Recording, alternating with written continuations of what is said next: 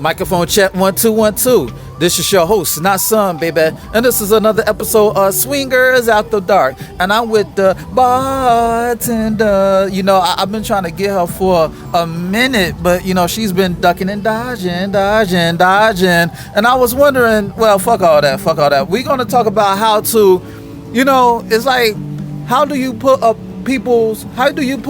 the Kool-Aid smile on people's faces when you bartend at swing lifestyle parties? And I'm going to name her the bartender. Yes, the bartender to protect the guilty, you dig? So let me know, it's like, what is your specialty when you bartend parties, or to be a mixologist? Well, I've been a mixologist for 17 years. And for the lifestyle parties, I have to do a little twist to it because I want to get people in the mood to want to have fun. So I normally do like a nice little fruity concoction so it tastes good going down and it'll taste good coming out and it'll get you in the mood. So you don't Bill Cosby motherfuckers and try to slip No, I don't Bill Cosby. I heard a little about you. You be slipping a little bit of something. What you be doing? You got your little, concoction. I just be whatever I'm feeling for the night. If the night's sexy, then I try to make the drink as sexy as I can make it. If it's a more chill night, then I make a more chill drink. I go off the vibe of the people. And then when I get behind the bar, I feed off their vibe, and then that's how I create whatever the drink of the night gonna be. So did you come in the lifestyle as a bartender? No, I was in the lifestyle first, and then I got my license to be a bartender. So how did you transition from somebody who's doing a thing to bartending? A person that had a lifestyle group asked me could I bartend one of their functions. And then after that, I just started bartending a lot of group stuff. I wasn't a member of their group. They just hired me to bartend their functions. And when you bartend, do you still get your thing on? Absolutely. The bar closed at 2. I get it in after 2. Oh, so you get it in. It's like everything closed. The shop closes at 2 a.m. Absolutely. The freaks come out at night. And she got some, how big are your breasts? 42 triple D. Oh, shit. Good to titty fuck. But anyway, so it's like, are you in the lifestyle or out the lifestyle? I've been in since 96, but I kind of like retired like 2 years ago. I just bartend most of the time now. So do a 401k plan come with that retirement? What comes with that retirement? Me still getting all the sex I want from the people that I met throughout the years in the lifestyle. Oh, okay. So do you still fuck at parties? If something's very interesting catch my eye, absolutely. So why have you been dodging me all this time, though? I have not been dodging you, sir. You be quite busy at parties. Yes, you do. Well, I can't help it that I got a hit list, but you always working. By the time that you get off work, I be drained. You know what I'm saying? They be squeezing the nut out my balls. So it's like you got to give me. Who dodging who? You are. Absolutely not. I don't dodge no work.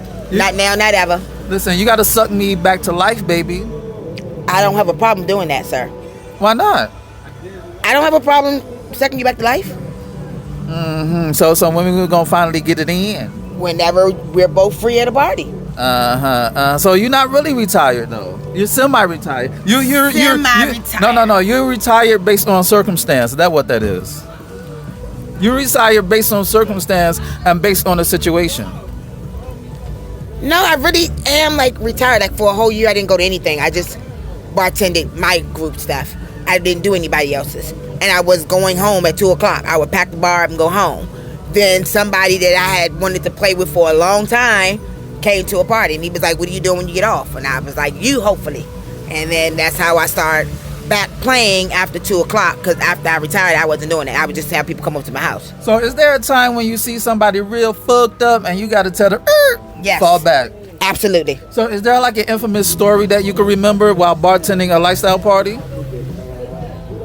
Guy it was his first lifetime party, and he got really drunk, and I cut him off, and he started sending people to the bar to get him drinks, and not getting them from me. And he got real drunk and threw up in the pussy.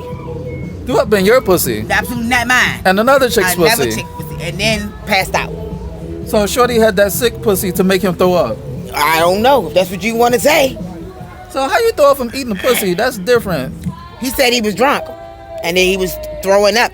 So what did y'all do to calm the situation down? What did she do? What did she do? She screamed. Security came in the room, cleaned up the bed. She went and cleaned up, and then we gave him some water and set him on the couch, and he fell asleep. So did y'all ban him from y'all parties? No, we did not ban him. So was he a newbie or was he a veteran? He was a newbie, and that's why he got that drunk. He wanted to relax. And after I saw he was drunk, I stopped serving him. But he was sending girls up to the bar, not knowing they're giving him the drink, and so he got really, really, really drunk. So he was being slick. Yes, and he ended up getting caught up and embarrassed. So how long do you see yourself bartending at these lifestyle parties? As long as I can bartend. And you still gonna play at the parties? If something appetizes me, yes. So what drinks? Oh, well, not the drinks. I know when you go to lifestyle parties, people got to donate their bottles, and people usually got to leave their bottles there. Was there a time when people want to take their bottles home, like their donation bottles home? Well, back in the day, you didn't have to bring a bottle. Back in the day when we first started this 20-something years ago, you didn't bring a bottle. You paid your donation, and the person that was having the party already had bottles. So, like, sometimes they put your name on it and give it back to you like the lifestyle clubs do. But most of the time, they keep it, and whoever hosting the party keeps it.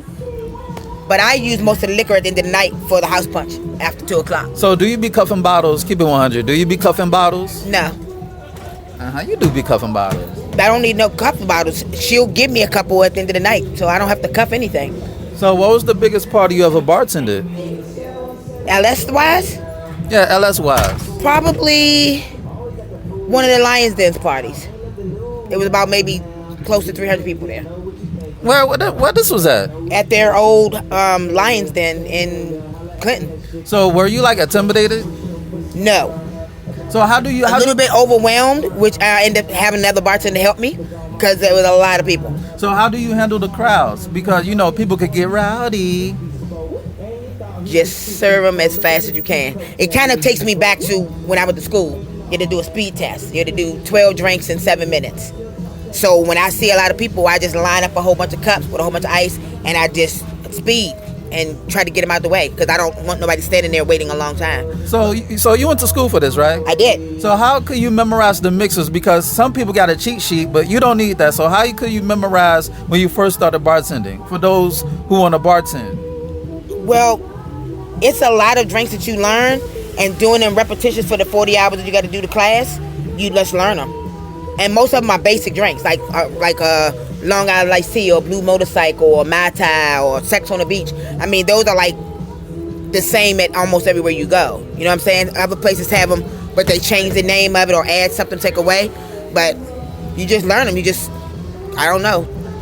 Through the 40 hours of class, you just learn them. So you telling me you don't mix any, infusions into your liquor, like maybe weed or, No, I don't do any mollies or anything because I don't know what people's job titles is or what they got. I don't want nobody getting pissed or tested and come up dirty from a drink. No, I don't do none of that. That's illegal. So have you ever fucked on the job? Absolutely. So how was that episode? It was quite interesting. I've had somebody under the table eating my pussy while I was pouring drinks. Had somebody come behind the bar and hit me from the back. So why you didn't let me do that? You never asked. But you just said after the party. See, you should have told me, and we would got busy. Well, I did. They didn't wait till. They didn't want to wait till after the party. They didn't want to stay that long. So do you wear panties or no panties? While I'm working? Yes. While you working? Depending on my outfit. Depending on your outfit. Now, with me, I need easy access because my dick is too big for me to like pull the string to the side. I need room. The biggest room is not improvement. The biggest room is my dick. Ow. So I'm just saying, it's like you got to realize that, sometimes you got to tell me. You got to like tap me on the shoulder. You dig? And say what? Say, Daddy, I need you inside of me. You know what I'm saying? Can you handle rulers? Yes. Because class is going to be in session, baby. Ow. So, before we wrap up, so how long do you see yourself bartending at swing parties? I don't see me ending. No, we don't smoke, brother. Yes. So it's like you don't see any ending. No. As long as they have parties around, I'm going to keep doing it. Oh, so you're going to keep going on and on and on like the Energizer Bunny. Yeah.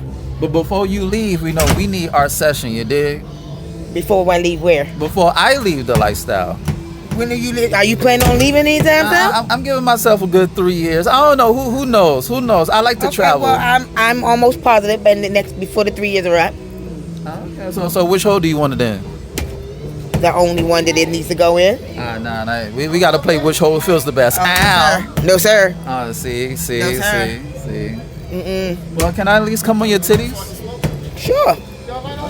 Okay. So, what else do you have planned as far as bartending? Well, I have my own company, so. Tell them about your company. Name drop your company. My company's called Shea Chic. We do everything: birthdays, weddings, funerals, bar mitzvahs, company parties, whatever you need, wherever you need alcohol served, we're there. So spell that for the slow motherfuckers.